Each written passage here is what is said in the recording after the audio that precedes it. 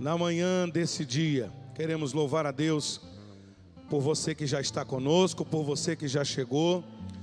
Louvar a Deus por essa manhã gloriosa, por essa manhã poderosa, estarmos na presença do Senhor Jesus.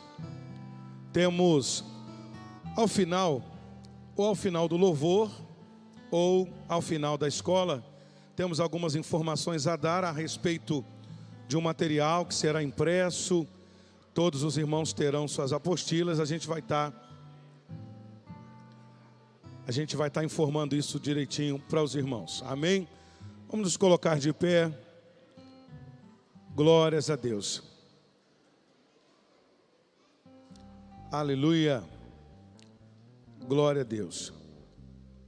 Queridos, a gente respondendo a algumas perguntas, é importante a gente dizer: a escola bíblica dominical continua sendo, é importante dizer, escola bíblica dominical. Nós temos uma temática importante a abordar em tempos tão difíceis às famílias, em tempos de tantas batalhas, em tempos de ataques tão severos do nosso adversário contra nossas casas. É tempo de cuidarmos das nossas famílias, da nossa casa. Já estudamos Hebreus, já estudamos as cartas, já estudamos cosmovisão, já estudamos eclesiologia, já estudamos Hebreus. Enfim, tivemos uma EBD rica até aqui e continuaremos tendo uma escola bíblica. Por que bíblica? Porque tudo que será abordado aqui tem base em preceitos e em ensinos bíblicos. A escola bíblica dominical continua forte como sempre, e assumimos a partir de hoje a nossa escola de família, que já vinha sendo uma bênção às sextas-feiras aqui em nossa igreja, mas nós entendemos que, dado a riqueza do material e a dificuldade do horário que algumas famílias vinham tendo, a gente achou por bem trazer para o domingo de manhã às 9 horas. Estejam orando por nós, estejam orando pelos professores, pelas professoras. Nós teremos o aumento de mais uma sala de discipulado, faremos discipulado 1 e discipulado 2, então nós teremos o deslocamento de alguns professores que os irmãos estavam acostumados a ver aqui no templo, sendo deslocados para algumas salas de discipulado. Enfim, estamos crescendo para a honra e glória do nome do Senhor Jesus. Orem pela liderança do Ministério de Ensino dessa igreja, a irmã Kedma. Orem pelas professoras. Oremos pela irmã Adriana Mastella, uma das professoras da escola de família, está com seu pai internado. Aproveitamos esse momento para justificar a ausência dela e pedir oração pelo seu pai, senhor José Gomes, não é isso? Amém? Evangelista Alain com toda a liderança do trabalho. Em seguida, a ministração do louvor. Amém, amém. Quero convidar você para abrir a sua Bíblia. Vamos ler a palavra de Deus, depois nós vamos estar orando. Evangelho de João, capítulo 15, a partir do versículo 1, estaremos lendo até o versículo 9, para nossa meditação nessa manhã. João, capítulo 15, a partir do versículo 1. A minha versão é um pouco diferente, mas você pode acompanhar no telão. Se você não tiver sua Bíblia, você pode acompanhar na sua Bíblia também. Eu sou a videira verdadeira e meu pai é o agricultor. Todo ramo que estando em mim não dá fruto, ele corta, e todo que dá fruto ele poda, para que dê mais fruto ainda. Vocês já estão limpos pela palavra que vos tenho falado. Permaneçam em mim, e eu permanecerei em vocês.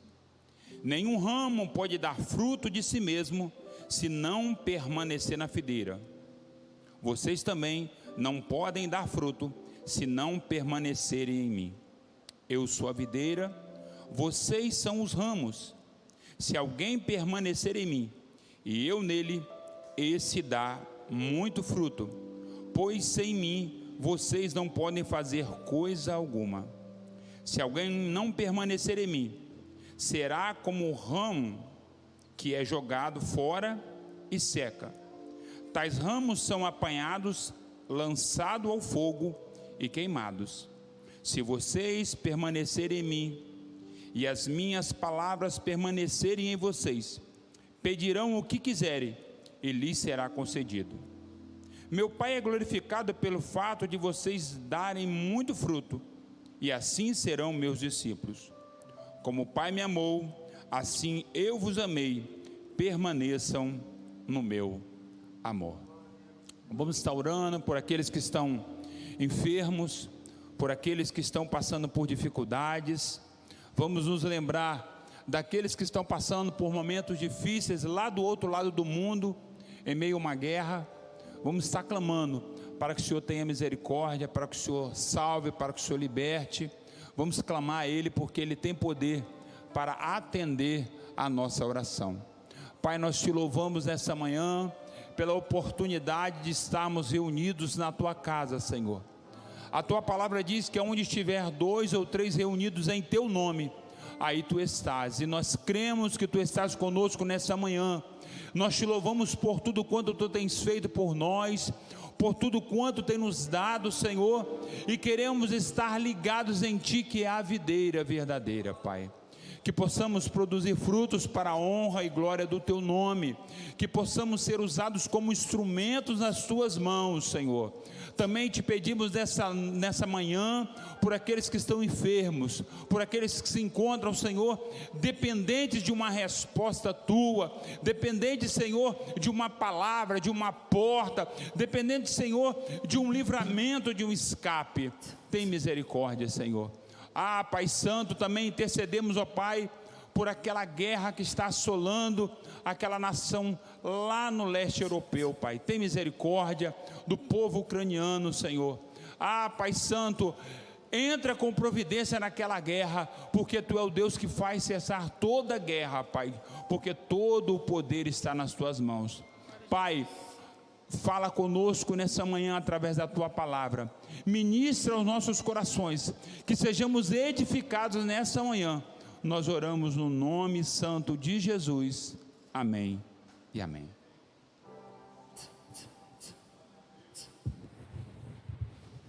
Glória a Deus. Bom dia, igreja, paz do Senhor Jesus Cristo, amém? Glória a Deus. Bom estarmos aqui nesta manhã, poder entrar na presença do Senhor e exaltar a este Deus todo-poderoso, a esse Deus santo, justo e fiel, ao Rei dos Reis, Senhor dos Senhores. A Ele a nossa adoração aqui nesta manhã, amém? Que o Espírito Santo de Deus trabalhe aqui em nosso meio, aleluia, aleluia. Fique à vontade, se você quiser adorar o Senhor, expressar a sua gratidão por estar aqui, pode se colocar de pé. Se você quiser ficar sentado também, mas o importante é que você adore o Senhor nesta manhã, aleluia, glória a Deus.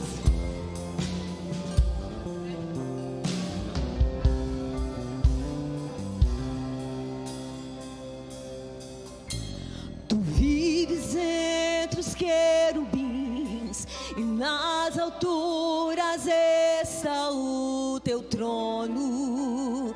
Teu nome é soberano. Fizeste aqui Tua tenda e chamaste a Israel, um povo que escolheste para achegar-se a Ti. Tu queres que o Teu povo Te conheça, Senhor, e mover-Te com poder neste lugar. Fique à vontade entre nós, queremos ouvir Tua voz. Leva-nos além do santo lugar.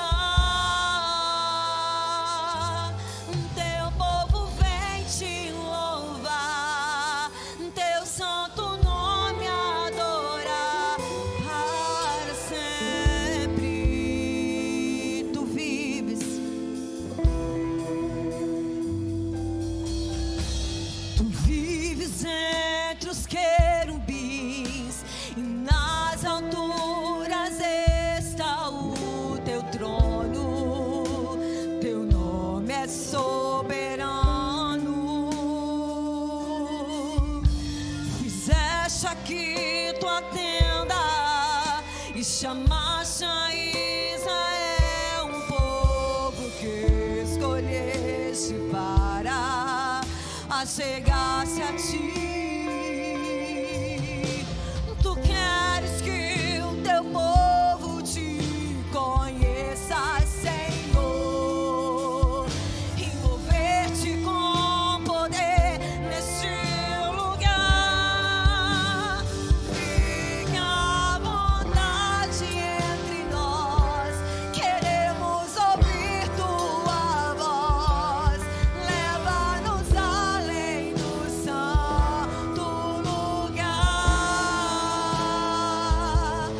Teu povo vem te louvar, teu santo nome adorar para sempre.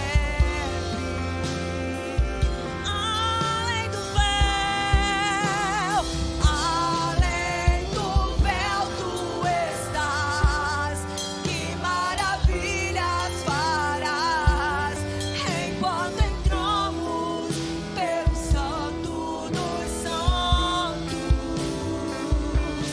Quando tua face eu vi, de novo vou te dizer que te amo, Deus. E além do véu tu estás. Mil maravilhas farás enquanto entramos pelo santo dos santos. Quando tua face eu vi, de novo vou te dizer que te amo, Deus.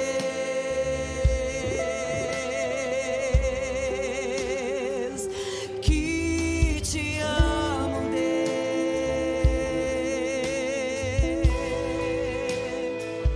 Que te amo, Deus.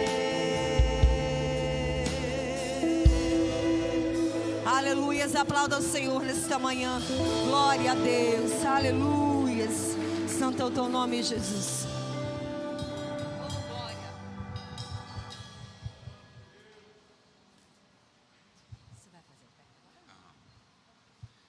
Meus irmãos, nós vamos agora fazer o ofertório. Você está convidado, se você assim desejar, a ofertar. João 3,16. Porque Deus amou o mundo de tal maneira que deu o seu Filho unigênito, para que todo aquele que nele crê não pereça, mas tenha a vida eterna. Deus foi aquele que doou o seu Filho para a nossa salvação. A oferta é um ato de amor, é um ato de gratidão a Deus por tudo quanto Ele tem feito pelas nossas vidas. E nessa manhã você é convidado, né? A oferta é algo espontâneo. Você é convidado a ofertar ao Senhor, tá? Então, pegue a sua oferta, nós vamos estar orando. O Ministério de Louvor vai estar cantando mais uma canção, louvando ao Senhor, né? E depois nós vamos aprender um pouco mais da palavra de Deus. Senhor, nós te louvamos, ó Pai, pelo privilégio que Tu nos concede nessa manhã, de poder ofertar a Ti, Senhor, de poder devolver a Ti um pouco do muito que Tu tens dado a cada. Toma, Senhor, a vida de cada um nas Tuas mãos, abençoe a cada um dos Teus filhos, derrame das Tuas bênçãos sobre cada um, em nome de Jesus, amém e amém.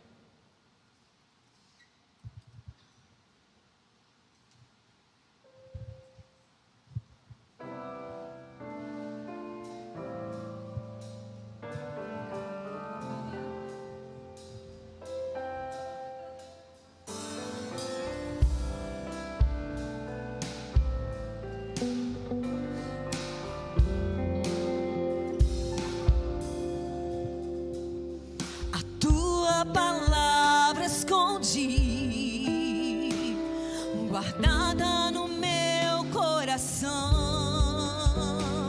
pra eu não pecar contra Ti, Senhor. A Tua palavra escondi, me minhas vestes no sangue lavei, e das tuas águas bebi, para ser uma oferta agradável a ti, minha vida a ti consagrei. Meus dons e talentos são pra te servir, meus dons preciosos são teus. Não vejo razão na minha vida sem ti. Tu és meu Senhor e meu Deus. Assim como o fogo refina o ouro, vem tua obra em mim completa, até que o mundo possa ver tua glória em meu rosto brilha. A tua palavra escondi, guardada no meu coração, pra eu não pecar contra ti, Senhor. A tua palavra escondi, minhas vestes do sangue lavei, e das tuas águas bebi, pra ser uma oferta agradável a ti, minha vida a ti consagrei. Meus dons e talentos são pra te servir, meus dons preciosos são teus. Não vejo razão na minha vida sem ti. Tu és meu Senhor e meu Deus. Assim como o fogo refina o ouro, vem tua obra em mim completa, até que o mundo possa ver tua glória em meu rosto brilhar. Assim como o fogo refina o ouro, vem tua obra em mim completa, até que o mundo possa ver tua glória em meu rosto brilhar. Até que o mundo possa ver tua glória em meu rosto brilhar. Aleluias, glória a Deus. Aleluia. Pastor Amori, vai querer dar os anúncios agora ou deixar para depois? Depois. Então nós vamos agora, quem vai para as outras salas está liberado, e agora nós vamos estar, a doutora Débora Sena vai estar ministrando para nós agora a Escola de Famílias. Deus abençoe.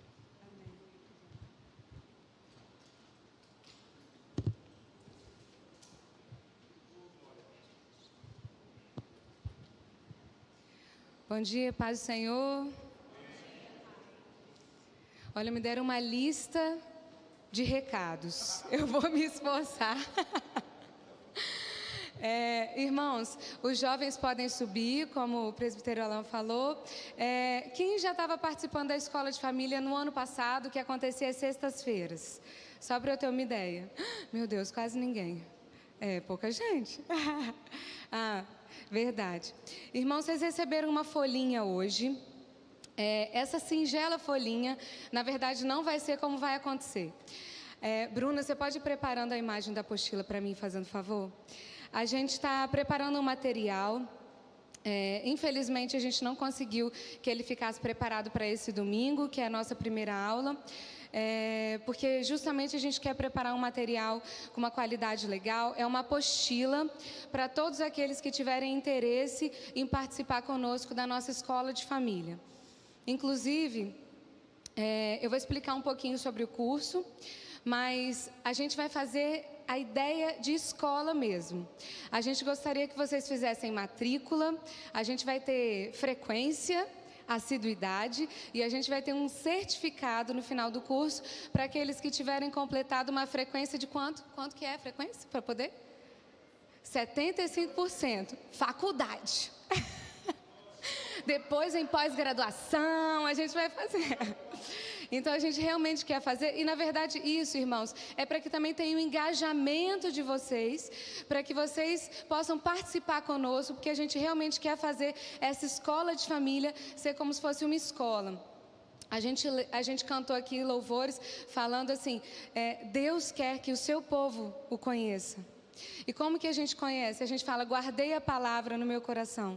A gente precisa estudar a palavra. E a escola de família, ela vem com esse objetivo. Ela não é uma escola para casais.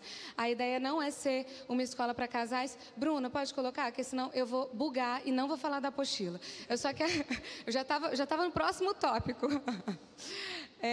Ela vai mostrar a foto da nossa apostila, só para vocês terem uma amostra de como que o material está ficando super bonito. Olha eu testando, foi não? Eu vou falando então mais coisa. Essa apostila, gente, eu preciso que vocês coloquem o nome lá atrás com a Águida, vai ter uma mesinha. Eu preciso que vocês deem o nome para fazer uma reserva dessa apostila para a gente já poder trazer no próximo domingo, tá? A gente não tem noção do valor fechado ainda, vai ser só o valor de custo mesmo, é uma apostila que vai ser usada durante todo o ano até novembro, meados de novembro. Então, assim, é um valor que não é um valor mensal, é um valor para o ano inteiro. Vai ser em torno de 15, 20 reais. É só o valor do custo da nossa apostila mesmo, que tem mais ou menos umas 60 páginas. Vai vir encadernadinha, a gente teve uma arte legal para a nossa apostila. Depois só vai faltar registrar mesmo, né, pastor? Tá bom? A gente já estava trabalhando nesse material desde o ano passado. Mas esse ano a gente vai ter aulas novas, que não foram ministradas no ano passado, justamente porque a gente não teve tempo hábil para isso, uma vez que foi só um semestre. Agora a gente vai ter um ano de curso, se Deus quiser. Natália vai dar uma pequena pausa em março agora, para o Isaac. Mas a Natália está com a gente, a Kedma e a Adriana, que hoje não pôde vir, porque está acompanhando seu pai que está internado, tá bom?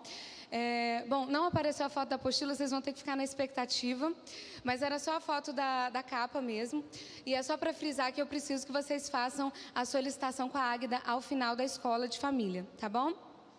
Agora eu vou explicar um pouquinho sobre o curso antes da gente entrar na aula. Essa folhinha de hoje já é a nossa primeira aula, é uma tabelinha, tá? E também vai ter na apostila, tá bom? Gente, esse curso aqui, ele começou como o curso Conflitos da Vida.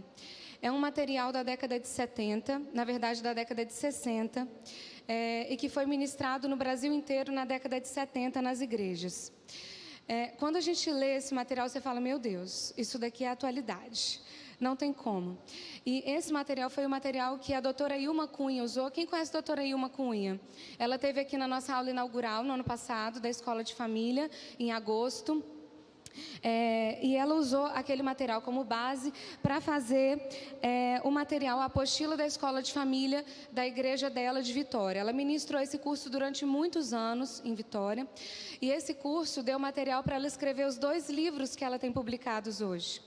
Então, assim, irmãos, eu considero isso daqui um tesouro, uma preciosidade, e eu quero compartilhar com vocês. A foto da apostila. Tá, gente? A gente está fazendo um material bem legal, então para editoração, tudo isso leva tempo e a gente não conseguiu que ficasse pronto para esse domingo, mas se Deus quiser, no próximo domingo vocês já vão estar com a apostilinha na mão, para fazer igual escola mesmo, tá bom? Bom, essa escola de família, ela tem um subtítulo chamado Princípios para uma Vida Bem-Sucedida. Qual é a base, qual é a ideia desse curso? A gente entende que uma vida plena com Deus, ela não é ao acaso. Ela exige muito esforço. Então a gente entende que a gente precisa de aplicar alguns princípios para que a gente possa de fato viver essa vida com Deus. Antes de eu entrar na aula mesmo, eu queria fazer uma oração, irmãos. Sair dos recados, que aí eu vou fechar minha mente aqui. E eu queria fazer uma oração para a gente, então, começar a falar sobre a aula em si. Senhor, querido Deus, Pai, nós tivemos um louvor maravilhoso, entramos na Tua presença, Pai, aqui, sentimos a Tua presença, o Teu Santo Espírito maravilhoso está aqui entre nós, e nós agora precisamos do Teu direcionamento, para que tudo que venha a ser falado aqui venha direto do Teu trono, do Teu coração para nós. Nós cantamos que o Senhor quer que nós o conheçamos. E nessa manhã nós declaramos que nós queremos Te conhecer e que nós amamos a Tua palavra. Por isso nós estamos aqui nessa manhã. Pai, nos livra de toda distração, para que o aproveitamento dessa manhã possa ser máximo, para a honra e glória do nome de Jesus. Em nome de Jesus, amém. Irmãos, como eu estava falando, a gente entende que para ter êxito na vida cristã, a gente precisa aplicar alguns princípios. Então, esse curso, ele é dividido em 3 módulos. Princípios para uma vida bem-sucedida como pessoa, eu com as minhas questões do passado, com a minha sensação de propósito, como que eu me vejo, com a minha autoestima, com o meu valor pessoal. Como ser bem-sucedido como cônjuge. Então, a gente tem um segundo módulo que vai falar mais sobre a parte do papel do marido, o papel da mulher na submissão, o princípio de autoridade. A gente tem o terceiro módulo, então, que vai falar sobre como ser bem-sucedidos como pais. E a gente vai ter, novamente, a aplicação desses princípios na vida paterna, que não é fácil, né? Então, assim, a gente vai conseguir abarcar. E esse primeiro módulo, então, é para ser bem-sucedido como pessoa. A gente não quer focar num curso para casais, tá ok? Por isso, então, que a gente divide nesses 3 módulos, tá? E daí qual é a base do curso? Da onde que vem esses princípios que eu estou falando? Eles vêm das bem-aventuranças, que foi a primeira parte do Sermão do Monte. Eu queria convidar os irmãos a abrirem Mateus 5. A gente vai ler as bem-aventuranças, que vai ser o texto base da nossa aula de hoje, mas também é o texto base de todos esses princípios que a gente vai aplicar em todas as áreas da vida. Mateus 5, que é onde está essa primeira parte do Sermão do Monte.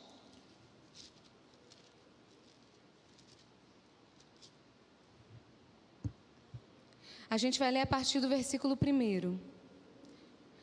Vendo Jesus as multidões, subiu ao monte e, como se assentasse, aproximaram seus discípulos. E ele passou a ensiná-los, dizendo: Bem-aventurados os humildes de espírito, porque deles é o reino dos céus. Bem-aventurados os que choram, porque serão consolados. Bem-aventurados os mansos, porque herdarão a terra. Bem-aventurados os que têm fome e sede de justiça, porque serão fartos. Bem-aventurados os misericordiosos, porque alcançarão misericórdia. Bem-aventurados os limpos de coração, porque verão a Deus. Bem-aventurados os pacificadores, porque serão chamados filhos de Deus. Bem-aventurados os perseguidos por causa da justiça, porque deles é o reino dos céus. Bem-aventurados sois quando, por minha causa, vos injuriarem, vos perseguirem e, mentindo, disserem todo mal contra vós. Regozijai-vos e exultai, porque é grande o vosso galardão nos céus, pois assim perseguiram os profetas que viveram antes de vós. O que é bem-aventurado? A gente falou sobre isso no nosso módulo passado. Bem-aventurado é uma pessoa feliz, é uma pessoa satisfeita. Eu não sei se vocês repararam, no começo do texto, tinham multidões ao redor de Jesus, mas ele ensinou para os discípulos. Só para contextualizar e porque da importância dessa primeira parte do Sermão do Monte. Os capítulos anteriores de Mateus vão contar sobre o nascimento de Jesus, sua infância brevemente, o batismo de Jesus e depois sobre a tentação de Jesus. Assim que ele é tentado no deserto, ele começa a fazer milagres. E ele sai de Nazaré e vai para Cafarnaum fazendo um montão de milagres. O que juntou ao redor dele? Gente. Quem é esse cara fazendo isso? curando cegos, curando endemoniados, curando lunáticos. Isso é o que está falando no capítulo imediatamente anterior. E depois que estava essa galera em volta de Jesus, ele fez o seu primeiro pronunciamento. Pensa o presidente da República, ele acabou de assumir, ele vai fazer o primeiro pronunciamento. É o mais importante. E foi isso que Jesus foi fazer. Ele foi fazer o seu primeiro pronunciamento logo após a sua tentação no deserto. Foi o seu primeiro discurso, que eram as suas informações mais importantes. E daí ele senta diante da multidão num lugar muito alto. E eu nunca fui em Jerusalém, gostaria muito. Mas dizem que esse lugar que Jesus sentou é como se fosse um alto, né, um monte, e ao redor toda uma planície cercada de outros montes. Então a acústica do lugar fica maravilhosa. Então, mesmo sendo uma grande multidão, todos podiam ouvi-lo. E daí, nesse momento que ele senta para dar as suas primeiras palavras de ensinamento, ele fala sobre todo o Sermão do Monte. Ele começa falando das bem-aventuranças, vai falar sobre adultério. Não é quando você adultera somente, é quando você olha. Ele vai falar sobre homicídio, ele vai falar sobre ansiedade. Deus cuida dos passarinhos, Deus cuida das flores. Ele vai falar sobre luz do mundo, sal da terra. Ele vai falar sobre uma porção de coisas. Sabe como é que termina o Sermão do Monte? Falando que tem duas casas. Se você ouve tudo isso que eu falei e aplica na sua vida, a sua casa é como uma casa construída na rocha. Agora, se você ouve, veja bem, os dois ouviram. Se você ouve e não aplica, a sua casa é como uma casa construída na areia. E por isso que a gente entende que esses princípios das bem-aventuranças, eles são muito importantes. Foram o primeiro discurso de Jesus, a primeira parte do seu primeiro discurso no seu primeiro ano de ministério. Então a gente vai aplicar os princípios da bem-aventurança para que a gente consiga de fato ter uma vida bem-sucedida. Eu não sei se acontece com vocês, mas às vezes a gente está na igreja há anos. Eu fui criada na igreja, louvo a Deus por isso. Mas eu fui criada na igreja e em momentos da minha trajetória eu me sentia muito frustrada como cristã. Porque eu não conseguia resolver conflitos, eu não conseguia me ver em situações que eu me sentisse como essa fonte a jorrar para a vida eterna, essa vida abundante. Eu não conseguia até eu entender um pouco desses princípios. A vida com Deus, essa vida abundante e plena, ela não é por acaso, a gente realmente precisa aplicar, tá? Viver a questão do que Cristo ensinou, enquanto está tudo bem, enquanto é conveniente para nós, é tranquilo. Agora, quando a gente precisa falar que Deus é nosso Senhor e Salvador, como a gente cantou, em situações que não forem muito convenientes para isso, aí que vai ser o desafio. E é por isso que a gente vai falar sobre algumas coisas talvez não muito fáceis de serem faladas, mas que a gente precisa falar, para que a gente possa, de fato, caminhar e entender que esse curso, ele não é o discipulado, não é o básico. Eu quero que a gente aqui tenha um alimento com substância. Eu não quero ter que ficar falando coisas para a gente passar a mão na cabeça. A gente vai falar o que realmente for para trazer edificação e substância. Aquele alimento realmente com substância, tá? Irmãos, vocês podem ir pegando essa tabelinha de vocês. Eu vou só falar uma última coisa. A gente vai ter uma aula sobre a divisão, né, de corpo, alma e espírito e como que a gente entende, como que a gente pode compreender esses princípios. Mas eu queria só fazer um adendo, assim, só uma observação. Esse curso, ele parte do princípio que nós somos corpo, alma e espírito. Nós temos 2 nascimentos. Quando Nicodemos conversou com Jesus, ele falou assim: eu preciso nascer de novo, como se eu já sou um homem adulto? E Jesus falou: aquele que não nascer da água e do Espírito, esse não tem como viver o reino de Deus, ver o reino de Deus. E o que a gente quer dizer aqui? Entender esses princípios não tem como ser com o olhar humano. A nossa alma, que são mente, emoções e vontade. Meu nome é Débora, eu gosto de fazer tal coisa, eu tenho vontade de fazer aquilo, eu gosto de comer isso, eu gostaria de fazer uma viagem assim. Isso é minha alma, isso nada a ver tem com o meu espírito. O meu corpo é onde tudo acontece, o nosso mundo é material, a gente não é um espírito vagando por aí. Mas o espírito, ele só surge dentro de nós quando nós temos esse segundo nascimento. Por isso que o que eu estou falando aqui, irmãos, eu não quero que vocês vejam com um olhar secular. Eu quero que a gente olhe com um olhar espiritual, de que é onde acontece o Espírito, é onde eu consigo compreender a palavra, e é através do Espírito Santo de Deus em nós, depois que eu nasci de novo, que eu consigo aplicar os princípios. Não é na força do meu braço, porque isso daqui é totalmente contra tudo que o mundo prega. Então eu quero que vocês tenham esse entendimento. Eu não estou falando para ser na força do braço, tá ok? Isso daqui tudo, o Espírito Santo vai nos capacitar para que a gente possa viver, tá bom? Vamos para a nossa folhinha então. A gente vai falar sobre cada bem-aventurança e sobre a aplicação do princípio que está por trás dessa bem-aventurança. A primeira bem-aventurança é pobre de espírito. Algumas versões vão falar os humildes.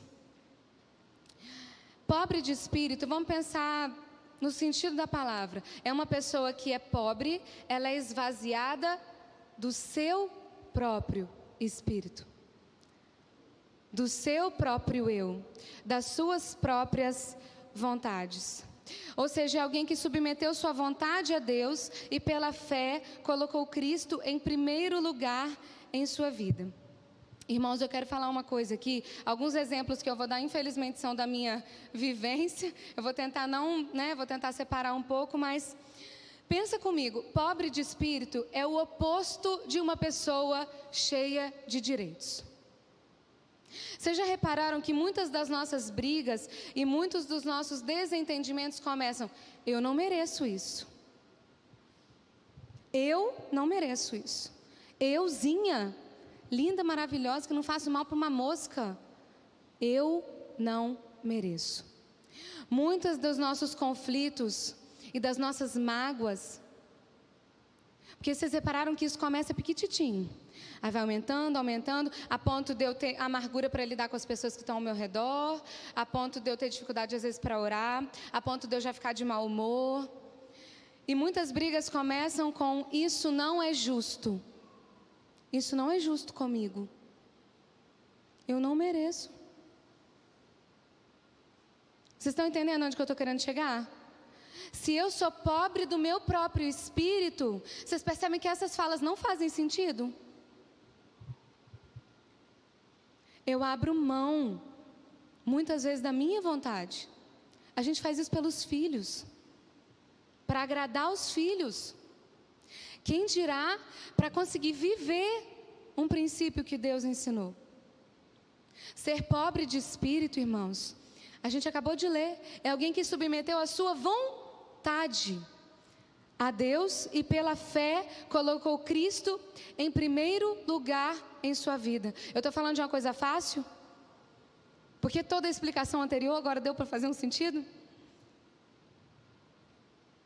E daí qual é o princípio subjacente? A salvação. Por quê? Porque pela fé eu coloquei Cristo em primeiro lugar. Outro princípio subjacente, um propósito único. Por que um propósito único? Se a gente for ler Efésios, a carta que Paulo escreveu aos Efésios, fala muito sobre o propósito da igreja, fala muito sobre dons e fala muito sobre um único propósito, um único Deus, um. Cada um tem seu dom, mas para que seja cumprido um único propósito. Quando eu me esvazio de mim, eu tenho possibilidade de me encher. Vocês pararam para pensar nisso? Se eu sou pobre do meu espírito, eu estou esvaziado. E se eu estou esvaziado, Deus pode fazer o que com a minha vida? Ele pode me encher do propósito dEle. Ele pode me encher da vontade dEle, porque eu me esvaziei da minha. Então Ele pode me encher. E eu tenho uma compreensão do princípio de autoridade. Se eu sou cheio de direitos e se eu me sinto injustiçado e se eu acho que algumas coisas que aconteceram comigo eu não mereceria porque eu sou muito bom. Vocês pararam para pensar que se eu penso assim, eu vou ter dificuldade de compreender o princípio de autoridade? Porque eu estou cheio de mim. Se meu marido fala de um jeito que eu não gostei, eu já me sinto ofendida e eu posso já desrespeitá-lo na frente da minha filha, que não tem nada a ver com isso. Eu preciso continuar ensinando para ela sobre o respeito independente do... tem um livro do John Bevere, é um cara... Eu gosto muito de livros. Ele escreve, o nome do livro é A Isca de Satanás. : a ofensa. Às vezes a ofensa do outro, ela vai vir como uma isca. E sabe qual é o problema? A gente pega a isca. E depois que eu peguei a isca, depois que a ofensa entrou no meu coração como mágoa, aí é aquele negócio, já não sou mais responsável por mim. Já não sou mais responsável pelas minhas ações. Aí o que eu fiz? Eu me enchi de mim de novo. Aí o que acontece? Eu não tenho espaço para essa ação do Espírito Santo nesse momento que eu sou testada. Se até Jesus foi tentado, a gente acabou de falar. Nesse momento que eu sou tentada, que eu sou testada, a gente cantou, assim como fogo refina o ouro. O processo de amadurecimento do cristão, ele não é indolor. Então, essas situações são para nos testar, para que a gente amadureça, para que a gente não fique igual bebê. Eu não mereço, isso não é justo, eu quero agora. Minha filha de 3 anos faz isso o tempo inteiro. Dá trabalho ensinar que ela tem que esperar. E que ela não é a única criança no mundo, nem a única pessoa com vontades. Isso não é por mal. Ela, em nome de Jesus, ainda vai ter um encontro com o Espírito Santo. Aí ela vai nascer de novo. Porque por enquanto ela só nasceu da minha barriga. Mas ela ainda não nasceu de novo. Ela ainda não entende que ela precisa entregar os direitos dela para Deus. Que ela precisa se esvaziar. Ai, Jesus, vai eu ficar olhando o relógio. Consequências... Consequências da violação. Primeiro, separação de Deus. Irmãos, por que separação de Deus? O meu relacionamento com Deus, algumas pessoas que acreditam em coisas da natureza, não sei o quê, elas vão entender que elas se relacionam com Deus quando elas vão no meio do mato, vão se energizar numa cachoeira. Como que a gente acredita que a gente se relaciona com Deus? A gente canta para as crianças, meu Deus é um Deus grandão, mas Ele cabe dentro do meu coração. O nosso relacionamento é através desse encher, é através de dar lugar. Então, se eu não me esvazio, eu acabo me distanciando de Deus. Segunda consequência da violação, espírito crítico e orgulho. Irmãos, é aquilo que eu falei. Eu não mereço e isso não é justo. Toda hora, se eu sou cheia de mim, se eu sou cheia do meu próprio espírito, das minhas próprias vontades, a todo momento eu me sinto ofendida. Vocês já pararam para pensar nisso? A todo momento meu orgulho é ferido, se eu estou cheia de mim o tempo inteiro. É alguém que me travou no trânsito, é alguém que me desrespeitou na fila do banco. Eu me sinto injustiçada a todo momento. Aí sai o salário de novo, não deu para eu pagar tudo. E eu vou lá e vou fazer a compra e, meu Deus, tudo subiu. Esse presidente também está contra mim, está tudo horrível. Ele vai ver na eleição e aí fica. E eu quero me vingar de todo mundo. E não sei o que do vereador, e não sei o que do meu carro. Mas se eu tivesse mais dinheiro. E o tempo inteiro eu estou pensando no que eu quero e no que eu fui ofendida. E espírito crítico. A gente dá pouco lugar, porque eu estou cheia de mim. Então eu dou pouco lugar para Deus. E quando Deus está preenchendo, eu consigo olhar o outro. Porque Deus ensina que não é para nós. O reino de Deus, os nossos dons são para quem? A gente acabou de contar. Eu quero dar os meus dons para o Senhor. Mas qual o objetivo de eu usar os meus dons? Para que o outro seja alcançado. Para que o outro seja conduzido à maturidade em Cristo. Então, o objetivo no reino de Deus nunca morre em mim mesmo. Ele sempre vai para o outro. O exemplo de Cristo foi assim. E o resultado, então, é a vida eterna, atitudes maduras na compreensão de si mesmo e do ponto de vista de Deus. Você acha que uma pessoa que está sempre pensando, isso não é justo, ou eu não mereço, uma pessoa madura? Vocês conseguem imaginar uma pessoa madura falando isso? Estou falando nem do ponto de vista cristão agora, não. Vocês conseguem imaginar isso?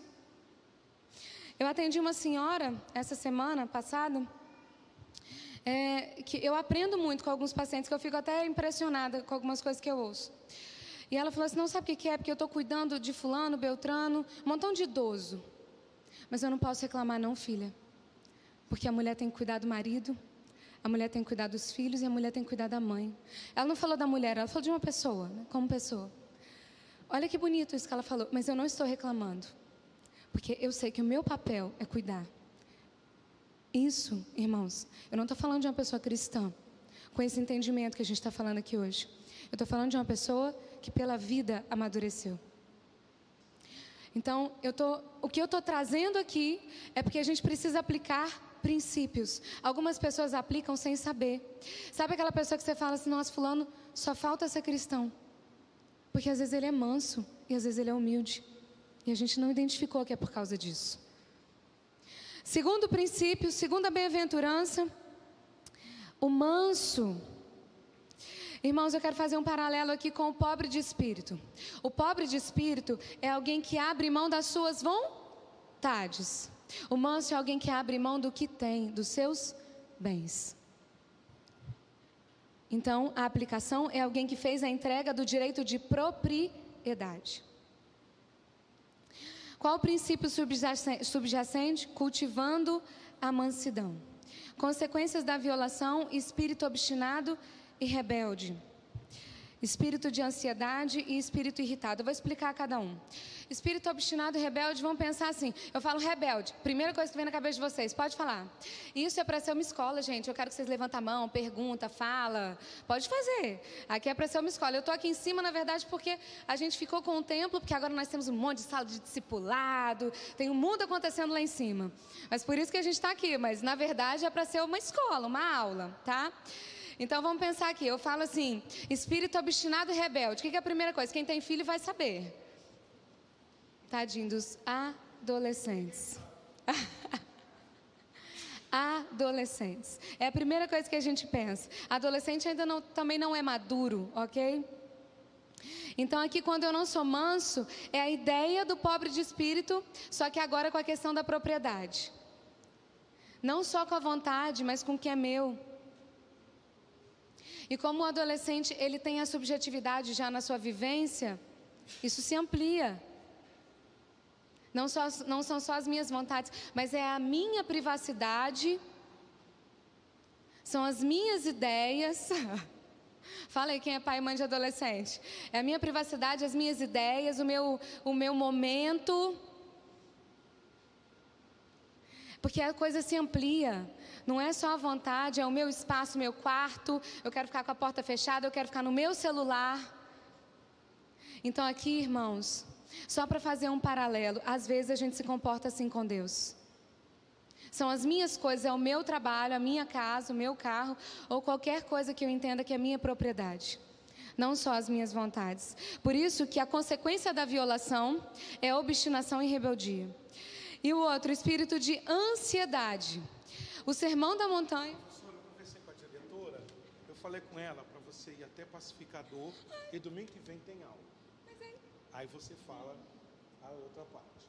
Vai tranquilo, vai falar. Eu ia dar um corretinho. Não, corre muito não. Sabe por quê? Vai até a metade aqui e aí a gente continua. Diretora, temos que fazer o calendário, refazer o calendário. É porque, tá bom. Tá, você me dá um sinal, você bota a cartinha de tempo. Então tá bom. Espírito de ansiedade. Aqui o texto é aquele texto maravilhoso de Filipenses. Se vocês quiserem, pode abrir. Esse texto é muito, muito lindo, maravilhoso. Filipenses 4:6. Alguém para ler, por favor. Alguém com uma voz alta, porque senão eu vou ter que correr com o microfone, por favor.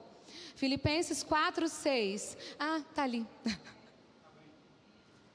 Vai, lê aí, pastor. Não estejais inquietos por coisa alguma, antes as vossas petições sejam em tudo conhecidas diante de Deus, pela oração e súplicas com ação de graças. Amém. Esse texto, irmãos, a gente pode fazer um paralelo com o próprio texto do Sermão do Monte sobre a ansiedade, que é o quê? Não andeis ansiosos quanto ao que vestir, quanto ao que comer, porque nem Salomão com toda a sua glória se vestiu como as flores do campo. E quem dá de comer aos passarinhos? Então vocês não precisam ficar ansiosos quanto a essas coisas. Mas antes buscai primeiro o reino de Deus, e todas essas coisas que são nossas necessidades serão o quê? Acrescentadas. Então, irmãos, aqui, quando eu sou manso, quando eu entreguei o meu direito de propriedade, se eu sou manso, entreguei o meu direito de propriedade, a ansiedade não vai fazer sentido, entende? Porque eu entreguei. Mas Deus, eu tenho que pagar não sei o que até o final do mês, eu tenho não sei o que para resolver, e o meu trabalho, eu tenho que estar lá, eu tenho que cumprir isso, cumprir aquilo. Eu entreguei. Aí, e gente, olha só, isso eu costumo dizer que é um exercício diário, é igual o maná. O maná não dava para guardar para o dia seguinte. Esse negócio de luta contra a ansiedade, não tem como fazer eu vou fazer a oração da libertação da ansiedade, nunca mais vou sofrer de ansiedade. Ingênuo. Nunca, é diário isso. É diário. É todos os dias. Sabe por quê? Porque o que nos liberta da ansiedade é o quê? Oração. Se eu esquecer disso, eu lembro no dia seguinte. Se eu esquecer, eu lembro no dia seguinte. Se eu esquecer, eu lembro no dia seguinte. E se eu esquecer até a tarde, eu lembro de novo. Através da entrega, da súplica e da gratidão pelo que Deus está fazendo e pelo que Ele vai fazer. Então, quando a gente está ansioso, é sinal de que a gente não entregou o nosso direito de propriedade. Porque é sinal de que a gente está pensando e se preocupando muito com as coisas que estão sobre a minha responsabilidade aqui. Nós somos mordomos, nós não somos donos. Espírito irritadiço. É a mesma ideia do de cima. A gente pode até dizer que uma consequência da violação, da pobreza de espírito, também é o espírito irritadiço. Porque eu me sinto a todo momento violado nos meus direitos e nas minhas vontades. Então, por isso, esse espírito irritadiço. Porque a todo momento eu estou questionando quem me ofendeu e quem foi injusto comigo. E quem de mim abusou nos meus direitos, na minha propriedade. Resultados, então, da aplicação da bem-aventurança. Poder para viver sobrenaturalmente pela fé. Vamos combinar, gente, que viver pela fé hoje é sobrenatural mesmo. Você viver sem ansiedade é sobrenatural. Porque isso é totalmente na contramão do sistema. Tudo que a gente vive hoje é para nos deixar mais ansiosos. Tudo, absolutamente. Quer ver? Excesso de informação. Eu estou aqui, estou em tempo real sabendo o que está acontecendo na Ucrânia. Eu estou aqui, estou em tempo real sabendo o que está acontecendo, se eu quiser acompanhar, com os pastores perseguidos na China, no Oriente Médio, com o bombardeio que talvez aconteceu na faixa de Gaza. Eu estou sabendo, é muita informação. Eu já falei isso na escola de família do ano passado. Em um dia, a gente tem quase que a informação de 5 anos. Em um dia, a gente tem informação de 5 anos. Se a gente for juntar a internet, rede social, WhatsApp, Instagram, não sei o quê. E o que acontece? Isso é uma bomba para a ansiedade. Eu agora não separo muito trabalho e descanso. Em casa eu estou trabalhando e no trabalho às vezes eu vejo um vídeo. Aí em casa eu sento para ver uma coisa no sofá, estou do lado da minha filha. Peraí, deixa eu checar os e-mails. O que eu fiz? Eu embolei tudo. Não tem mais fronteira do que é trabalho, o que é descanso. Aí buga a mente também. A gente fica ansioso. O tempo todo tem gente cobrando. O tempo todo no meu feed tem coisas que eu preciso ter que eu nem sabia. Tem uma vitrine constante no meu celular. Eu não preciso ir no shopping mais. Então, o tempo inteiro estão falando para mim assim: você tem que saber mais, você precisa comprar mais, você tem que ter mais. Como não ficar ansioso? Seu filho precisa disso, você precisa daquilo. Então, realmente, irmãos, aplicar o princípio da mansidão é ter poder para viver sobrenaturalmente pela fé. Capacidade para se aproximar das promessas de Deus. Por que isso? Capacidade de se aproximar das promessas de Deus. A promessa de Deus é para agora? Da linda pátria estou tão longe, triste eu estou. Eu tenho de Jesus saudades, quando será que vou? Quando eu falo que a aplicação da mansidão, a aplicação dessa bem-aventurança me aproxima das promessas de Jesus, é por quê? Porque as promessas são para o por vir. E dentro do Sermão da Montanha, uma das coisas que Jesus vai falar é: não acumuleis tesouros na terra, onde a traça corrói e a ferrugem. Acumuleis tesouros nos céus. Por isso que quando a gente aplica o princípio da mansidão, a gente consegue se aproximar das promessas de Deus, que não são para essa vida. Vitória sobre a ira e a preocupação. Né? É claro que se a consequência da violação vai ser a ansiedade e irritação, se a gente aplicar o princípio, a gente vai ter vitória sobre a ira e a preocupação. Terceira bem-aventurança, misericordioso. Qual o conceito de ter misericórdia? É olhar a miséria do outro. Ter misericórdia é olhar a miséria do outro. Portanto, a aplicação do conceito, a aplicação da bem-aventurança é alguém que tem empatia, é alguém que evidencia amor e perdoa sinceramente aos que o ofendem. Eu vou dar um exemplo do que é enxergar a miséria do outro. Vocês já viram aqueles casos de pessoas que sofreram muito com seus pais durante a infância? Aí guarda uma mágoa, aí vai ficando adulto, aí tem filho. Aí o negócio é diferente. Aí começa, né, a ter filho, fala: nossa, esse trem é difícil, né? Aí começa a ver como que é complexo. Fala: nossa, talvez meu pai não era tão ruim assim, talvez minha mãe não era tão ruim assim. Essa menina me irrita mesmo, ô gente. Ou tem hora que só Jesus, e aí? Aí eu vejo que não era tão assim. Aí eu sento um dia na varanda da minha avó e ela fala: minha filha, deixa eu te contar um pouco da história do seu pai. Aí você ouve tudo que seu pai já sofreu. Não teve pai, ou não teve mãe, ou apanhou muito. Você está ouvindo o quê? A miséria do seu pai. Ou a miséria da sua mãe. Aí o que acontece com o seu coração instantaneamente? Isso eu estou falando só no ponto de vista humano mesmo. O que acontece com o meu coração instantaneamente? Nossa, talvez meu pai me ofereceu o melhor que ele tinha para oferecer. Por quê? Porque eu olhei a miséria dele. Olhar a miséria do outro, aplicar essa bem-aventurança me traz o poder e a capacidade de ter empatia, de perdoar. Qual foi a outra coisa que eu falei? E de evidenciar amor. Eu dei um exemplo. Com os nossos pais, talvez seja um pouco mais fácil, mas quando a gente fica conhecendo a miséria do outro, isso se torna mais possível. Então, ser misericordioso é enxergar a miséria do outro.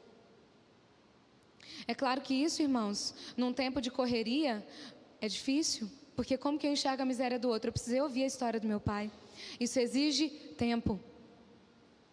E às vezes investir o tempo em alguém é uma forma de demonstrar amor hoje em dia, uma das mais importantes talvez. Se é difícil a gente às vezes ter um tempo de qualidade com os nossos filhos, que nós amamos muito. Porque hoje, investir amor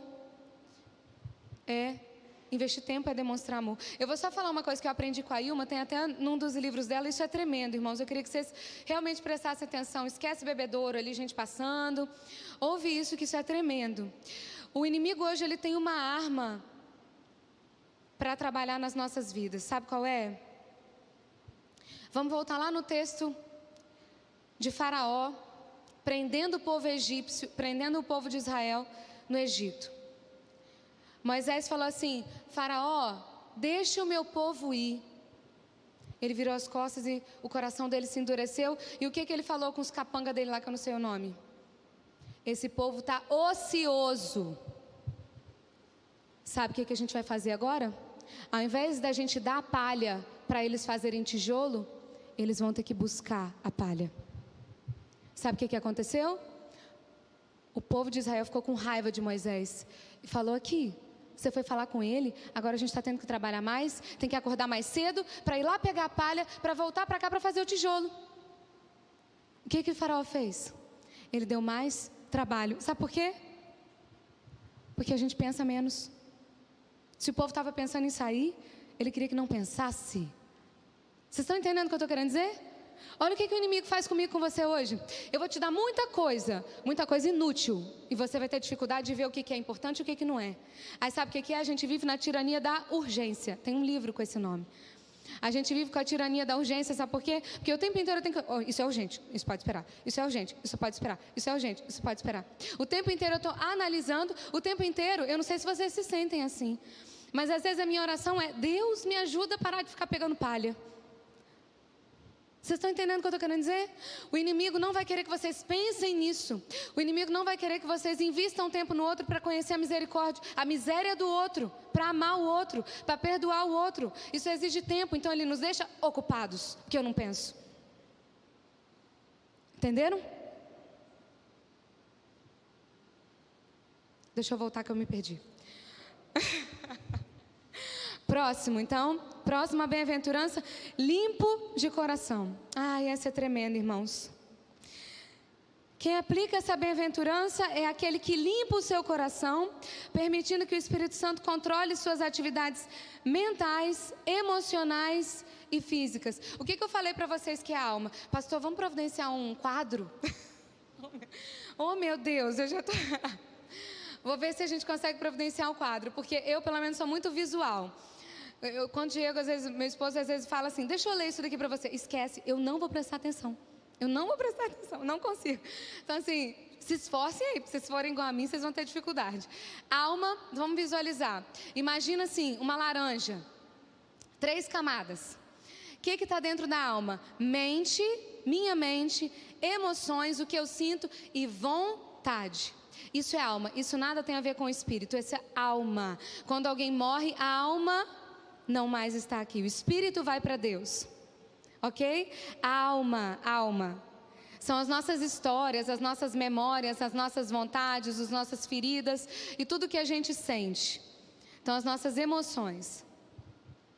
Aqui, irmãos, a pessoa que aplica o princípio do limpo de coração é aquele que limpa seu coração, permitindo que o Espírito Santo controle suas atividades mentais, emocionais, meus sentimentos e, consequentemente, as físicas, porque a vida acontece nesse plano aqui, material, tá? Então, vamos lá. Eu falei isso, olha, quem estava na escola de família do ano passado não pode dar dica, tá? Porque eu vou dar o mesmo exemplo, então, por favor. Não pode soprar e do lado, dar cola para o irmão, não pode. Imagina um copo de água suja. Imaginou um copo de água suja? Agora eu preciso limpar a água desse copo, só que eu não posso virar o copo. Eu preciso limpar a água que tem dentro desse copo. O que eu faço? Você estava? Ah, então não. Vamos deixar o povo pensar. Depois eu deixo você falar, mas vamos deixar o povo pensar primeiro, se ninguém souber. Como que eu limpo a água suja do copo sem virar o copo?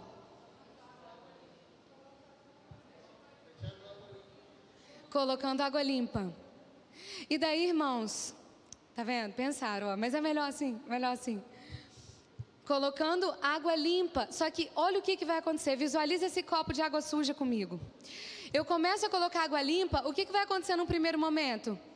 Vai misturar. E vai ter água limpa, água suja, uma água meio, sei lá, cor de burro quando foge, uma coisa meio amarela, estava marrom. E daí quanto mais água limpa eu coloco, quanto mais água limpa eu coloco, quanto mais água limpa a água suja vai saindo, porque vai esburrando.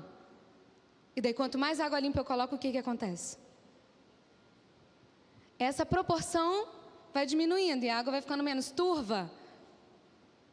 Até chegar um ponto que a gente só tem água limpa no copo. Os irmãos entenderam? Limpo de coração. Sabe qual é a aplicação do conceito, irmãos? É renovar a mente. Renovação da mente dá trabalho. Vamos pegar um exemplo aqui. Alguém que ouviu a vida inteira assim: você não vai dar em nada. Romper com isso é fácil? Não. Sabe por quê? Porque aquilo ali está preso na sua mente. Você precisa renovar. Você precisa renovar. Eu consigo fazer isso? Eu posso fazer aquilo? Eu consegui ter sucesso nisso? Eu consegui ter êxito naquilo? Aí essa pessoa tem um encontro com Jesus. E eu preciso renovar minha mente. Você tem o poder de ser feito filho de Deus. Você tem promessa. Você é amado. Deus amou o mundo e deu seu filho por você.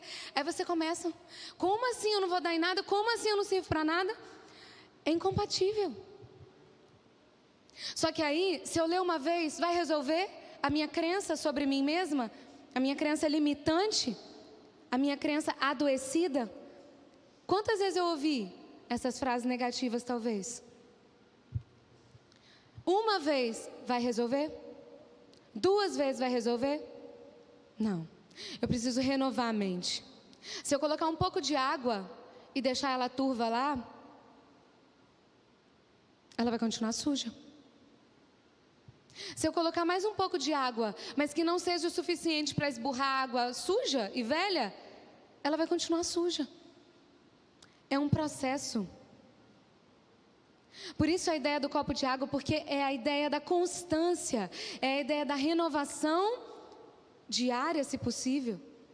E eu preciso substituir. Sabe qual é o problema da nossa mente? Problema não. Deus criou ela assim. É um problema para nós, que às vezes temos dificuldade com isso. Mas sabe qual que é a grande questão? A gente não consegue que a nossa mente seja um vácuo, ou seja, que não tenha nada. Eu só consigo quebrar a fortaleza se eu substituir por pensamento funcional. Eu só consigo quebrar esse pensamento, por exemplo, de que eu não vou dar em nada, de que eu não sirvo para nada, de que eu não sou boa, se eu substituir por um pensamento funcional. Eu não consigo, peraí, eu vou parar de pensar nisso e vou pensar, sei lá, em nada. Eu não consigo fazer isso. Eu tenho que substituir. Na nossa mente tudo é assim. Eu quero mudar um hábito. Se eu quero parar de acordar e pegar o celular e olhar a rede social, eu deixei esse momento assim, realmente para vocês pensarem. Foi proposital. Se eu quero parar de acordar e pegar o celular para olhar a rede social, o que eu preciso fazer? Eu preciso substituir por alguma coisa. Ou eu vou botar um livro, ou eu vou tirar o celular do meu lado, porque é hábito. Vou botar a Bíblia. E não vem com essa que você pega olhando o versículo do dia, não. Não é não? Aí eu vou começar olhando o versículo do dia. Aí eu vou compartilhar nos grupos. Não, mas peraí, fulano me mandou isso daqui. Gente, meu Deus, já está vendo? Comecei o dia já com problema. Não devia ter olhado isso. Na verdade, a intenção era olhar o versículo do... Bota um devocionário. Tem um montão. Tem um montão. Bota um do lado. Sabe por quê? Isso, irmãos, agora eu vou falar uma coisa científica. Agora uma coisa legal, porque crente tem que saber de tudo mesmo, para a gente poder viver essa vida e dar banho, enfim. Deixa eu parar de falar, para não falar demais. Informação científica. A gente tem uma cota de decisões. Tudo que vocês forem ler sobre produtividade vai falar que em determinado momento acontece fadiga decisória, cansaço de tomar decisão. Por quê? Porque toda hora eu tenho que ver, é urgente, não é urgente, é urgente, não é urgente, é urgente, não é urgente. Então eu tenho cansaço de pensar. Quem nunca sentiu isso? Aí tem dia que dá 8 horas da manhã, eu não quero nem pensar o que eu vou ter que fazer de feira, na lista que eu vou ter que fazer, não sei. 8 horas da manhã, o dia acabou de começar, como assim eu já estou cansada, eu não quero ter que pensar nisso. Às vezes nem a roupa que eu quero vestir, eu estou cansada de pensar, de ter que decidir coisas. Já aconteceu isso com vocês? Então, gente, facilita. Economiza a decisão. Se todo dia eu tiver que decidir se eu vou ou não na academia, se todo dia eu tiver que decidir se eu vou ou não ler a Bíblia ou devocionário de manhã, a nossa mente ela é ardilosa. Todo dia eu vou ter que pesar. Mas e se eu ler? E se eu for na academia? E se eu não for? E se eu não ler? Todo dia eu vou fazer isso. Bota no automático. Bota no automático. Não pensa mais. Acorda e pega. Tem até... Olha só como que é interessante isso. Aquela propaganda da Nike. Just do it. Apenas faça. Apenas faça. Isso é o conceito do hábito. Então, que a gente use a nosso favor. Se a gente tiver que todo dia tomar decisões que eu já deliberei lá atrás, já decidi, isso não é inteligente. E isso pode me atrapalhar na minha vida devocional, nos meus relacionamentos e na minha saúde física. Porque se todo dia eu tiver que escolher se eu vou na academia, realmente é difícil. Decidi uma vez e falou, para pensar não, tem que ir. Já deixa a roupa, no dia anterior você já deixa o devocionário. Próximo, falei demais, né? Volta. Princípio subjacente, limpos de coração, renovando a sua mente. Consequências da violação: pensamentos impuros, sensualidade e desejos incontroláveis. Quando eu falo desejos incontroláveis, eu posso dar um nomezinho da minha área: compulsão. Compulsão. Pode ser comida, pornografia, compra, uma opção de coisa. Alguns com mais tabu, outros com menos tabu. Mas tudo mora no desejo incontrolável. Isso eu não consigo controlar. A psiquiatria, a psicologia dá o nome de compulsão. Porque vira um ciclo. Sabe qual que é o problema? Eu acabei de fazer a minha compulsão. Acabei de comer o mundo inteiro. Às vezes até me dá enjoo de tanto que eu comi. Aí o que acontece logo depois? Remorso, frustração, mal-estar, vergonha, culpa, aquilo tudo. Aí o que acontece? Pensa comigo, esse sentimento de impotência, de perda, de fraqueza, sabe o que ele faz com o meu cérebro? Ele me deixa predisposto a outra compulsão, porque eu estou me sentindo péssima. Eu estou me sentindo triste. Eu preciso de mais um brigadeiro. Eu preciso de mais uma alegria. Eu condicionei o meu cérebro a entender que aquilo é o prazer imediato e que é o que eu preciso no momento que eu estou desconfortável. E sem perceber, a gente faz isso com os nossos filhos, sabe por quê? Às vezes o filho está nervoso, se batendo lá, fazendo uma pirraçada danada. Aí você vai lá, pega, toma o celular, toma um doce, toma não sei o quê. O que eu estou ensinando para ele? Olha, na hora que você estiver com desconforto, com raiva, procura um prazer. Vocês percebem como que isso é sutil? Eu não posso fazer isso. Eu estou ensinando o cérebro dele a procurar um prazer quando eu estiver no desconforto. O que é a compulsão? Eu estou no desconforto porque eu acabei de cometer a compulsão, então eu estou frustrada, eu estou me sentindo culpada, eu estou triste, mas eu preciso do prazer de novo para eu me sentir menos pior, porque eu estou me sentindo horrível. É por isso que a compulsão perpetua. Não é porque nós somos ruins. Porque, na verdade, tem uma frase do C.S. Lewis que ele fala assim: ninguém sabe o quanto é mal até ter que se esforçar muito para ser bom. Vou repetir. Ninguém sabe o quanto é mal até ter que se esforçar muito para ser bom. Não é que nós sejamos ruins, mas também nós não somos bons na nossa natureza.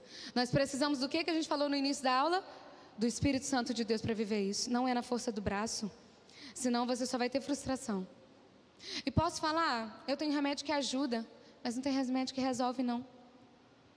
Dá uma segurada, mas não resolve. Se resolvesse, a gente não tinha problema de saúde pública aí com álcool e outras drogas, com opção de coisa. Esses adolescentes aí que não saem do quarto jogando, é difícil. Não tem remédio que resolva isso. Vou formatar a mente da criança. Ele já aprendeu que no desconforto, e o adolescente, ele tem um desconforto a mais, sabe qual é? Lidar com o outro. Chegar na sala, apresentar um trabalho, ter que me apresentar para a menina que eu estou gostando. É porque a gente esquece, mas isso é muito difícil. Ter que lidar com a amiga que eu me chateei ontem. Mas ser adolescente é muito difícil. Pena que eles não estão aqui para ouvir, né? Parece até que eu estou puxando o saco deles, não é não. Mas é porque é difícil, a gente só esquece como que é difícil. Pensamentos impuros e sensualidade que eu passei correndo. Irmãos, eu não sei qual foi a sua trajetória até aqui. Nem todos tiveram o privilégio de serem, de terem crescido numa igreja evangélica. Talvez o que você sempre ouviu foram coisas de muito baixo calão, muita coisa ruim, que ficou lá na sua cabeça, aquela malícia impregnada. Talvez assim, não, é homem, tem que falar de mulher. Tem isso, né? Oh, meu Deus, tem misericórdia. Fala, Deus, como diz o outro. Irmãos, às vezes o medo do pai é tão grande do menino ser homossexual que vai para um outro viés. Estou só dando exemplos, não estou querendo limitar a isso daqui. E daí, eu só consigo tirar essa água suja com muita água limpa, gente. É só limpando muito. E qual o resultado da aplicação da bem-aventurança no limpo de coração? Controle próprio espiritual, mental e físico. Isso daqui é a contramão da compulsão, né, gente? Eu tenho controle. Se a gente for entender a compulsão, vamos pensar, outra palavra é descontrole. Então aqui eu tenho controle. Apreciação da vida do ponto de vista de Deus. Por quê? Porque eu sinto menos frustração, eu sinto satisfação, eu sinto que Deus trabalha na minha vida, e eu sinto que meus pensamentos começam a fazer sentido com os pensamentos de Deus, e eu sinto que eu começo a pensar dentro do que a palavra ensina. Isso dá satisfação, isso dá realização. Alguém quer fazer alguma pergunta? Não? Pastor, pode fazer o pacificador?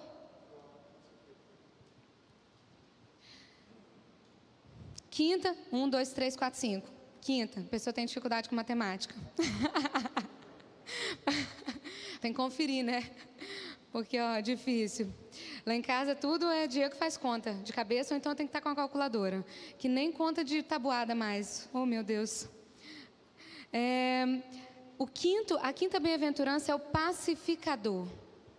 Irmãos, sabe o que eu gosto de, assim, uma palavra que eu gosto de colocar para traduzir um pouco pacificador? É uma pessoa flexível.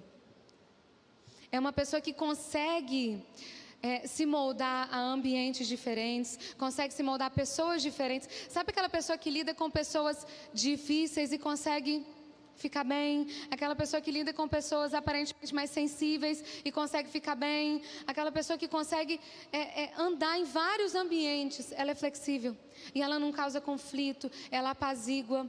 E a aplicação dessa bem-aventurança é alguém que se dispõe a admitir que está errado e pede perdão a todos quem ofendeu. E o princípio subjacente é tornando-se transparente. O contrário, gente, do pacificador, por que a palavra flexível se aplica bem? Porque o contrário do pacificador seria uma pessoa de dura cerviz.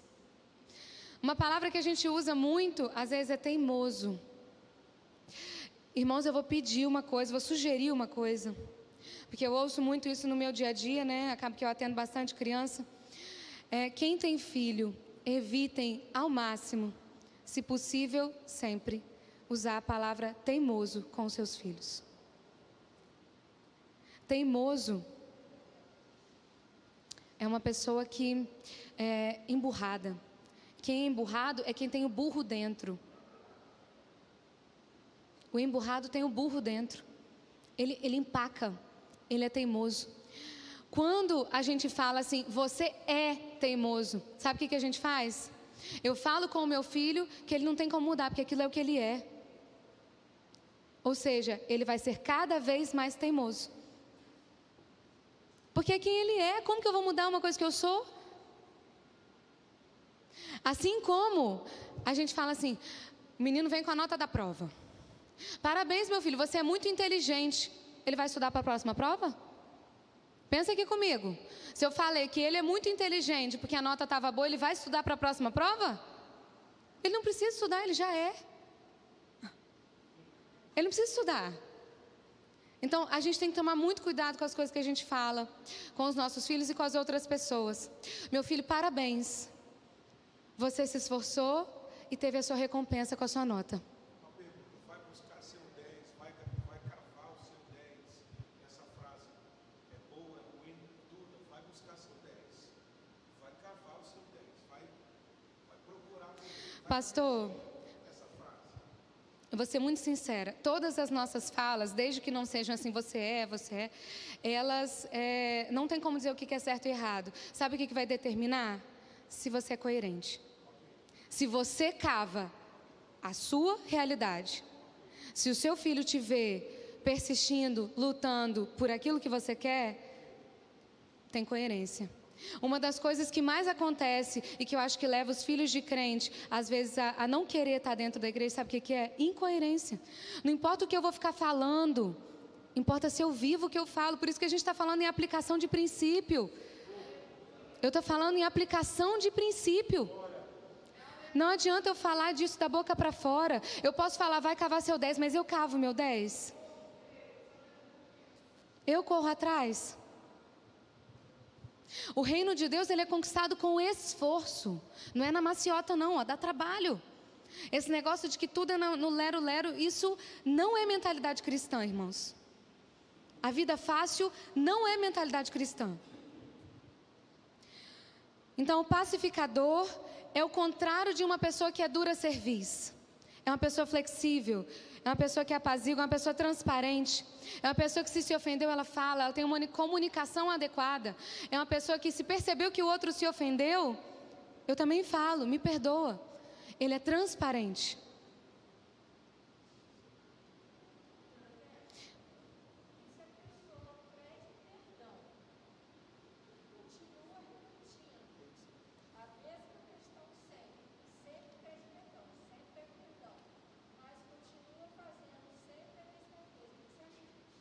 Quando você diz quando alguém continua te ofendendo e você continua perdoando. Tá, eu vou te responder. Tem um livro chamado Limites. Quando dizer sim, quando dizer não. É um livro de 2 psicólogos cristãos. E o livro da Isca de Satanás, do John Bevere, fala um pouco disso também. Eu entendo que em alguns casos a gente precisa se afastar. Tá? Quando eu não tenho possibilidade de me afastar e eu estou me sentindo ofendido constantemente por uma pessoa que está do meu lado, talvez às vezes até o próprio cônjuge, não estou entrando na situação, né, de vocês, não quero expor nada disso, só estou dando um exemplo que às vezes é o que outra pessoa está pensando. Aí talvez eu precise de ajuda, de algum mediador. Eu parto muito do princípio que é o seguinte: pessoas ferem, mas pessoas são usadas para curar. As mesmas pessoas, só que através do agir do Espírito Santo. A carta de Tiago é uma das cartas que eu mais amo na Bíblia, porque ela vai falar: está alguém entre vós ofendido? Peça perdão, vamos conversar. Mas isso num contexto de comunidade. Então, se eu não consigo me resolver com aquela pessoa no tete a tete, ou se eu me sinto constantemente ofendido, eu não tenho como ter uma certa distância protetiva, porque isso não é ruim. Às vezes a gente precisa de uma certa distância. Se eu vou falar para minha filha adolescente: minha filha, eu sei que você gosta dessa amiga, mas talvez seja legal você se afastar um pouco, vocês vão viver melhor. Às vezes tem gente que é assim com mãe, com a própria mãe. Olha, eu amo a minha mãe, mas a gente vive melhor quando tem uma certa distância. Eu não acho que isso seja ruim. Melhor do que ficar se ofendendo, se bicando o dia inteiro. Porque eu dou espaço para eu conseguir perdoar. Isso é, você sabe ser o quê? Transparente e verdadeiro. Agora, se não é possível me afastar, então eu preciso de um mediador. Eu preciso de alguém para nos aconselhar, para nos acompanhar, para ser a pessoa que vai intermediar essa conversa. Talvez eu não precise resolver sozinho. Irmão, só para a gente fechar aqui, que eu estou vendo já uma movimentação das crianças, né, pastor? Nem preciso da plaquinha. Quando eu ver as crianças é porque eu já entendi. É isso? Então tá bom. Só para a gente terminar o pacificador. Consequências da violação. Eu tenho uma atitude crítica. Eu não falei que é dura cerviz, irmãos. Eu sou duro com o outro, eu sou crítico com o outro. É o contrário de ser flexível. E vocês vão percebendo, olha como é que é lindo esse texto. Eu sou apaixonada na aplicação desses princípios, porque todos eles se relacionam. Veja bem, se eu sou pobre de espírito, se eu sou manso, se eu sou limpo de coração, ser pacificador é mais fácil. Vocês percebem isso? Porque eu já me esvaziei de mim, eu já consigo ser mais flexível, eu não sou tão dura, eu já não tenho mais tanto espírito crítico. Vocês entendem como que é lindo isso e que vai construindo? Um conceito único, assim. A outra consequência da violação é culpa e angústia interior. Só para a gente fechando. Irmãos, quem vive no meio de conflito? Eu vou falar, eu atendo pessoas de várias classes sociais. Tem pessoas que não têm problema algum com dinheiro, mas que vivem uma vida miserável. Sabe por quê? Porque os seus relacionamentos são terríveis. Você já pensou? Eu tenho uma conta bancária lotada, mas eu acordo, olho para o meu marido do lado e falo: ai, que desagradável, você está aqui ainda? Ou então eu levanto e lembro que eu tenho problema com aquele meu filho, ou com aquela minha filha. Aí aquela lembrança pela manhã, vocês já sentiram que às vezes o coração fica nublado? Já perceberam isso? Não tem nada a ver com a minha conta bancária. Meu trabalho está lá, fluindo, outras pessoas estão trabalhando para mim, eu não tenho problema nenhum com isso. Agora, se os nossos relacionamentos são adoecidos, a gente não tem como ter uma vida plena e feliz, bem-aventurada. Por isso que aqui a gente sempre traz exemplos de relacionamento, porque isso tem tudo a ver com a nossa realização pessoal e é onde a gente vai ver a aplicação do conceito e dos princípios, tá? Então aqui culpa e angústia. Se eu vivo brigando, eu vou viver me sentindo culpado. Porque se eu sou cristã, eu vou falar assim, nossa, mas será que eu devia ter falado? Será que eu não devia ter falado? Será que eu ofendi? E toda hora eu vou estar, sabe, me sentindo culpado e frustrado porque eu não consigo ter aquela vida que eu gostaria de ter. Aquela vida que eu prego, talvez. E resultados. Eu revelo um amor cristão genuíno quando eu sou pacificador. Eu alcanço paz interior. Eu tenho consciência livre de culpa e eu assumo responsabilidade integral por seus comportamentos e conduta. Irmãos, a gente está falando um pouco sobre maturidade aqui, vocês perceberam? Quem assume responsabilidade é quem? Quem é maduro. Quando eu consigo ser pacificador e entender que em algum momento eu posso ter ofendido ou o outro me ofendeu e eu tenho uma atitude transparente para com ele... Mulher faz muito isso, gente, ó, vou falar, mas você fica chateada, aí o que você faz? Você fica de cara feia, de bico e não fala. Às vezes 2, 3 dias, tem gente que consegue recordes aí de, nossa, eu já fiquei 1 mês sem falar com meu marido. Eu não sei, é complexo. Mas isso, gente, vai contra esse princípio da transparência, entende o que eu estou querendo dizer? Eu preciso comunicar ao outro, às vezes, e pior, que os maridos, às vezes, eles não alcançam a nossa mente algumas vezes, eles não entenderam que é porque ele entrou com o sapato sujo, né? E ele sujou o que você tinha acabado de limpar. Como assim ele não percebeu que eu estava com a vassoura na mão? Tipo, umas coisas assim. Realmente eles não alcançam essas coisas. Aí se eu não comunicar, ele nem entendeu, pior é isso. Aí eu fiquei chateada e ele nem entendeu. Então assim, por isso a transparência. Vocês estão entendendo o que eu estou falando? O pacificador, ele não vai querer nutrir raiz de amargura, entende? Então ele vai querer resolver os seus conflitos e vai pedir perdão assim que ele perceber que ofendeu, tá? Então, e eu assumo responsabilidade. Isso é uma atitude madura, tá, irmãos? Assumo responsabilidade integral por meus comportamentos e conduta. Eu falo, ei, fui eu que errei, me perdoa. Vamos resolver isso, tá? Irmãos, a gente conseguiu vir até aqui hoje. Eu vou ter que mexer em todo o cronograma. Irmã Kedma não vai brigar comigo. Não, eu sei. Mas aí na outra eu já não tinha cortado essa. Mas depois eu vi. Bom, olha a transparência, até demais, né? Bom, vocês vão ver que depois talvez mude um pouquinho a ordem das aulas, mas vai dar tudo certo no final. Preciso comunicar uma coisa aos irmãos, né? A irmã Natália vai se afastar agora em março para o Isaac, e se Deus quiser eu me afasto em setembro para o meu neném, que eu ainda não sei qual é. Notícia de primeira mão. Glória a Deus por isso. Mas, se Deus quiser, irmãos, essa escola de família vai até novembro. Se Deus quiser, e a gente vai fechar o ano tendo aprendido mais sobre maturidade cristã e sobre relacionamento, para que a gente realmente tenha menos conflito na nossa vida. Eu glorifico ao Senhor por esse momento. Pai, obrigada, Senhor, porque a Tua palavra é tão maravilhosa e preenche o nosso coração de uma forma que a gente não consegue expressar. Pai, que cada palavra aqui, que veio do Teu reino, que veio do Teu coração, possa entrar no coração de cada irmão e que venha a brotar. E que venha a dar semente a 10, 100, 1000 por um, Pai, para a honra e glória do Teu nome, porque o Teu reino é para crescimento e é para que o outro seja alcançado. Então, porque a gente venha crescer e amadurecer, para que a gente alcance cada vez mais pessoas para o Teu reino. Em nome de Jesus, nós Te agradecemos. Amém. Glória a Deus.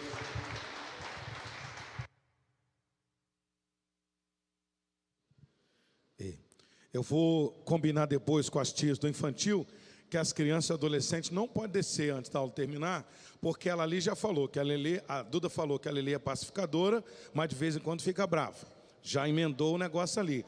Aí a Débora já falou um negócio aqui, que às vezes a gente não tem noção e sem noção arruma os problemas. Ela falou, pai, você fez isso ontem. Fica quieta, Eduardo. Calma, menina, estamos na igreja, vai queimar meu filho. Vai queimar meu filho. Então nós vamos combinar os horários para poder a gente ficar sozinho e não misturar os esquemas. Irmã Kedma vem para cá. Queridos, A gente está crescendo. Quem está entendendo isso, diga glória a Deus. Precisamos aprender sobre dons espirituais, conhecermos das cartas. Precisamos aprender escatologia, mas precisamos aprender a lidar com o outro, crescermos na unidade, famílias fortes, sociedade forte, igreja forte. Converter o coração dos pais aos filhos, converter o coração dos filhos aos pais. Vamos viver essa igreja abençoada, vamos viver essa igreja abençoada na presença do Senhor e à luz da palavra.